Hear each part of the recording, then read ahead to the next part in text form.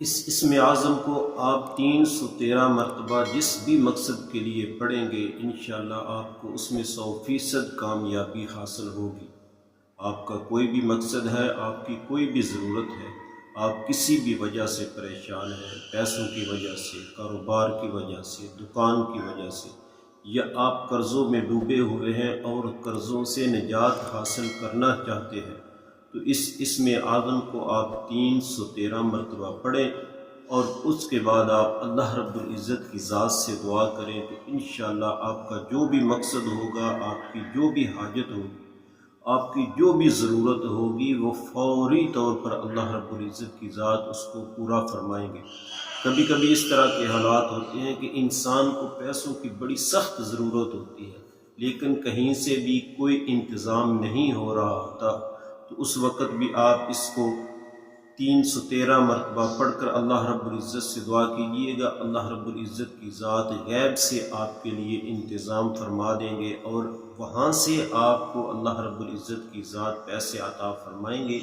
کہ جہاں آپ کا وہم و گمان بھی نہیں ہوتا، یہاں سے بھی آپ کو کوئی پیسے مل سکتے ہیں، یہ بندہ بھی آپ کی کوئی مدد کر سکتا ہے، تو اللہ رب العزت کی ذات ایسے اسباب پیدا فرما دیتے ہیں۔ اس اسم اعظم کو آپ کسی بھی نماز کے بعد پڑھ سکتے ہیں یا کسی بھی وقت آپ کو جب بھی حاجت اور ضرورت پیش آتی ہے آپ اس کو باوضو ہو کر بیٹھ کر پڑھ سکتے ہیں۔ آپ دکان میں پڑھ سکتے ہیں، گھر میں پڑھ سکتے ہیں، آپ سفر میں جا رہے ہیں، آپ کو کوئی ضرورت پیش آ گئی، آپ اس وقت بھی اس وظیفے کو کر سکتے ہیں۔ اس وظیفے کو کرنے کا بہت ہی آسان طریقہ ہے۔ آپ نے سب سے پہلے حضور صلی اللہ علیہ وسلم کی ذات اقدس پر درود پاک پڑھنا ہے۔ درود پاک آپ نے نماز والا درود شریف درود ابراہیمی 11 مرتبہ پڑھنا ہے، اور درود ابراہیمی پڑھنے کے بعد آپ نے اس اسم اعظم کو پڑھنا ہے۔